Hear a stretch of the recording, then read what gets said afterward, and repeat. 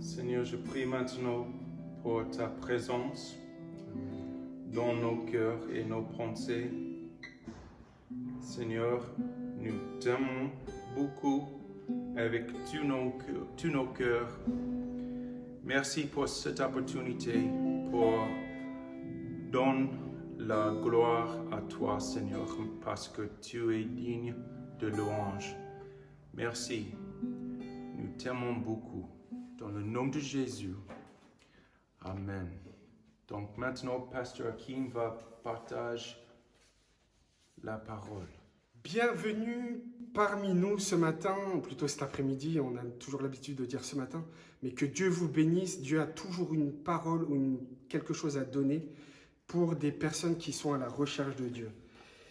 Et ce matin, nous voulons écouter la parole de Dieu, une parole d'encouragement, parce que notre but à chaque être humain, c'est de pouvoir connaître l'éternité, mais c'est aussi de pouvoir connaître quel est le chemin qui nous mène à Dieu. J'aimerais vous rappeler que notre vie, parfois, nous passons par des moments qui semblent assez difficiles, où le cri du désespoir nous empare, et c'est à ce moment-là que de notre cœur, nous supplions Dieu, un appel de notre bouche envers Dieu se manifeste, en demandant le secours de Dieu. Alors peut-être que toi, aujourd'hui, tu es dans une situation où tu te sens vraiment pas bien parce que dans ta vie de couple, ça se passe très mal, ou bien parce que tu ne trouves pas d'emploi, financièrement, c'est très très dur, tu es dans une situation catastrophique, mais j'aimerais te dire maintenant que Dieu a entendu ta prière et qu'il veut t'aider. Et pour cela, j'aimerais qu'on puisse voir ensemble ce que la parole de Dieu dit à ce sujet. Et la Bible nous parle de beaucoup de rencontres entre Dieu et des personnes. C'est vraiment une relation que l'on retrouve dans la parole de Dieu entre Dieu et les hommes. Et dans l'Ancien Testament, nous retrouvons une relation d'un prophète qui est l'envoyé de Dieu, qui se dirige vers une personne pour l'aider. Donc là, il y a une rencontre que Dieu fait auprès d'une personne qui est vraiment dans le besoin et qui a besoin d'être secourue parce qu'elle a crié à Dieu. Pour cela, je vous invite à lire avec moi dans la parole de Dieu, dans la Bible, ça se trouve dans l'Ancien Testament, la première partie de la Bible, dans le livre de 1 Roi au chapitre 17, les versets 10 jusqu'au verset 14. Dans le livre de 1 Roi au chapitre 17, à partir du verset 10 jusqu'au verset 14. Donc c'est l'histoire d'une rencontre entre Élie le prophète et la veuve de Sarepta. Il se leva et partit à Sarepta. En arrivant à l'entrée de la ville, il y vit une femme veuve en train de ramasser du bois.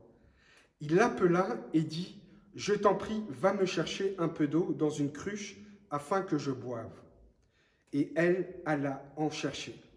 Il l'appela de nouveau et dit « Je t'en prie, apporte-moi un morceau de pain dans ta main. » Et elle répondit « L'Éternel ton Dieu est vivant, je n'ai rien de cuit, je n'ai qu'une poignée de farine dans un pot et un peu d'huile dans une cruche. Je suis en train de ramasser 2 morceaux de bois, puis je rentrerai et je préparerai cela pour mon fils et pour moi. Nous le mangerons, après quoi nous mourrons. » Élie lui dit « N'aie pas peur, rentre et fais comme tu l'as dit. Seulement, prépare-moi d'abord avec cela un petit gâteau et apporte-le-moi. » En effet, voici ce que dit l'Éternel, le Dieu d'Israël. La farine qui est dans le pot ne manquera pas, et l'huile qui est dans la cruche ne diminuera pas, jusqu'au jour où l'Éternel fera tomber de la pluie sur le pays. Amen. On a l'habitude de dire Amen pour dire que la parole de Dieu est la vérité. Ça veut dire en vérité. Il s'agit là d'une rencontre entre le prophète Élie qui se dirige vers une ville qui s'appelle Sarepta. Dans cette ville, il va rencontrer une femme qui a un fils. Elle va lui donner à boire. Et puis Élie va lui demander à manger, de lui faire à manger. Cette femme, il lui reste un peu d'huile dans une cruche et dans l'autre cruche, un tout petit peu de farine pour faire un morceau de pain. On se rend compte que cette femme est en difficulté. Elle va dire que si elle mange ce morceau de pain qu'elle va faire avec le reste de farine et d'huile qui lui reste, elle sait qu'elle va mourir. Elle sait que c'est la seule nourriture qui lui reste pour lui donner un tout petit reste de vie qui va s'écouler très rapidement. On peut imaginer que cette veuve de Sarepta, cette femme avec son fils, elle sait qu'elle est dans une situation tragique. Elle sait qu'elle va mourir. Elle sait qu'il n'y a plus rien, il n'y a plus d'espoir. Il n'y a plus d'espérance dans sa vie. Cette femme est troublée. On peut imaginer que dans cette situation d'espérance, elle a crié à Dieu, « Oh Dieu, viens à mon secours parce que je n'ai plus d'espoir. Je n'ai plus de quoi vivre. Oh Dieu, viens. » Et la Bible dit que lorsque quelqu'un crie à l'Éternel, l'Éternel, le Dieu Tout-Puissant, l'entend. Et effectivement, dans cette situation, le prophète Élie, un prophète, c'est celui qui est envoyé de la part de Dieu. C'est un messager de Dieu qui vient apporter la nouvelle de Dieu, qui va apporter que Dieu existe, qu'il est vivant et réel. Élie va à la rencontre de cette veuve alors que dans le temps où la situation pour sa vie est la plus compliquée et la plus difficile. Élie va dire à cette femme, « Donne-moi, fais-moi un gâteau. Avec ce reste que tu as, fais-moi un gâteau et donne-le-moi. » Si l'on part d'un point de vue rationnel, si notre yeux regarde sur la vision actuelle, cette femme de Sarepta aurait pu dire « Non, je ne veux pas te donner ce morceau, ce reste de farine et d'huile, parce que si je te le donne, mon fils va mourir. Nous n'aurons même plus de quoi vivre un peu plus. » C'est pourquoi le prophète Élie va lui dire « Va préparer ce morceau avec la farine et l'huile, va me préparer un morceau. Fais comme tu l'as dit, mais tu me le donnes. Mais fais-moi confiance. » Élie est un prophète envoyé de Dieu. Alors que tu te trouves dans un temps difficile, là, avec le confinement qu'on a eu, ton mari te bat. Dans ta famille, il y a des cris et des disputes. Tu n'as plus d'espérance ou de joie dans la vie de ce monde. Parce que la vie de ce monde n'est qu'une illusion à tes yeux. La vie de ce monde n'est que souffrance à tes yeux. Et pourtant, Dieu vient à toi. Il vient à toi te donner cette espérance. Cette espérance où Dieu te demande de lui faire confiance. La leçon dans ce récit, c'est que la veuve de Sarepta, alors que le peu de vie qui lui restait, elle a décidé de faire confiance à Élie. Elle a décidé de faire confiance à l'envoyé de Dieu, afin qu'elle puisse vivre. Et en faisant cet acte de foi, cette veuve avec son fils, la Bible dit que le pot de cruche qu'elle avait, où il y avait de la farine et où il y avait de l'huile, la cruche se remplissait. Donc, cette fois-ci, en ayant fait cet acte de foi, elle a reçu en contrepartie une vie abondante. Elle ne manquait plus de rien au niveau alimentation. Elle était dans la souffrance, la détresse la plus totale, le désespoir, la mort frappait à sa porte. La souffrance était devant elle. Elle le subissait, elle le vivait. Et un envoyé de Dieu est venu à sa porte, est venu vers elle, lui donner la vie en abondance, lui donner à nouveau de quoi se réjouir.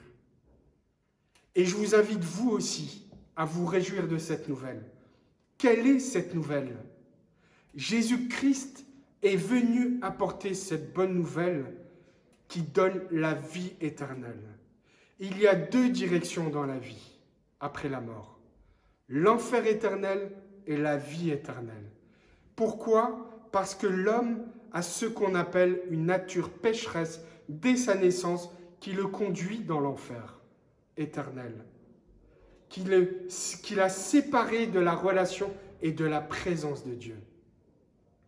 Et cela a des répercussions dans la vie humaine, dans ta vie à toi. Dans ta vie à toi, ta vie, il n'y a pas la présence de Dieu. Et donc ta vie est soumise à des souffrances pas possibles. Ton papa est dans l'alcool, ta maman est dans l'alcool, tes parents se disputent, ton mari ou ta femme, vous êtes dans un climat de dispute. Tu n'as plus confiance, tu te rends compte aujourd'hui que la foi que tu avais dans la religion dans laquelle tu te trouves est fausse. Il y a quelque chose qui cloche, qui n'est pas compréhensible, qui n'est pas correct, parce que tu sens un décalage entre la vie et la réalité. Aujourd'hui, Dieu vient à toi pour que tu lui donnes ta vie, pour que tu fasses ce pas de confiance, cet acte de confiance pour qu'il puisse te sortir dans la situation actuelle dans laquelle tu es.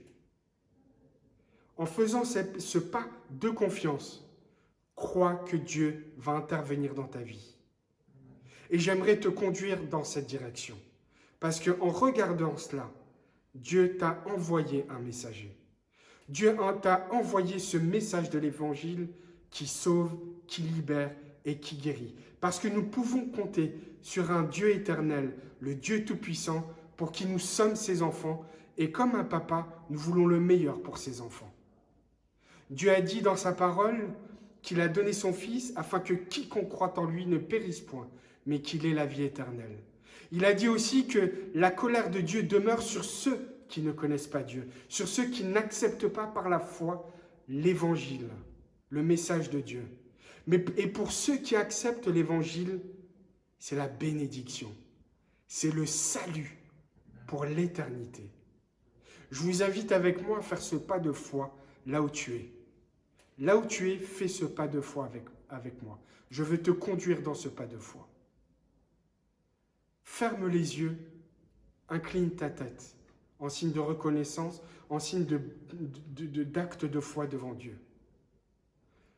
Ô Dieu Tout-Puissant, tu vois les internautes qui sont devant cette vidéo, devant ce message de l'Évangile.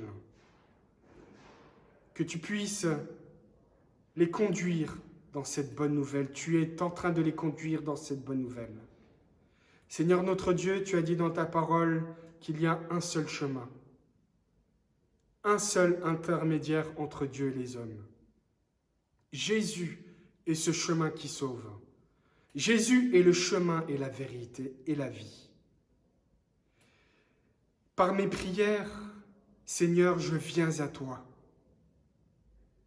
Par ces prières, je te donne ma vie. Dans la situation dans laquelle je suis, qui est difficile, je n'en peux plus. Seigneur, viens au secours de ma détresse. Comme ta parole le dit, lorsque un malheureux qui est en souffrance crie, Dieu Tout-Puissant, l'Éternel, entend et il répond. La main de Dieu n'est pas trop courte pour sauver et son oreille n'est pas trop dure pour entendre. Et en cet instant, il a entendu le cri de détresse de ton cœur pour te sauver et te conduire dans la joie de la vie éternelle. Alors que la malédiction du péché était sur toi, Dieu, dans la repentance, te donne la vie éternelle. Fais cette prière avec moi. Seigneur, sauve-moi. Je ne veux pas une religion qui enferme ou bien qui donne uniquement l'apparence extérieure. Une religion hypocrite, mais je te donne ma vie parce que je veux te connaître personnellement. Je veux avoir cette relation intime parce que j'ai soif de te connaître. Mais j'ai aussi soif que tu me sors de la situation difficile dans laquelle je me trouve avec ma femme, ou parce qu'il y a cette addiction d'alcool ou de drogue, ou parce que tu es sans cesse méchant, tu es sans cesse en colère et Dieu te délivre en cet instant, au nom de Jésus-Christ. Car l'Éternel a dit, l'Éternel m'a oint pour sauver ceux qui ont le cœur brisé, délivrer les captifs et libérer ceux qui sont prisonniers. La parole de Dieu a dit cela, et en cet instant, reçois la libération de ton cœur et la repentance devant Dieu, afin que tu aies la vie éternelle et que la vie maintenant que tu as décidé de donner, la voie du salut s'ouvre à toi. Que le nom de Dieu, de l'Éternel soit béni, et je te souhaite une nouvelle vie avec Dieu, dans sa bonté et sa grâce, car il est celui qui a donné le pouvoir à ceux qui ont donné leur vie, d'être des enfants de Dieu et d'avoir cette vie abondante et de ne manquer de plus rien, d'avoir ce qu'il faut toute la vie. Que Dieu vous bénisse et je vous dis à la prochaine fois. Au revoir.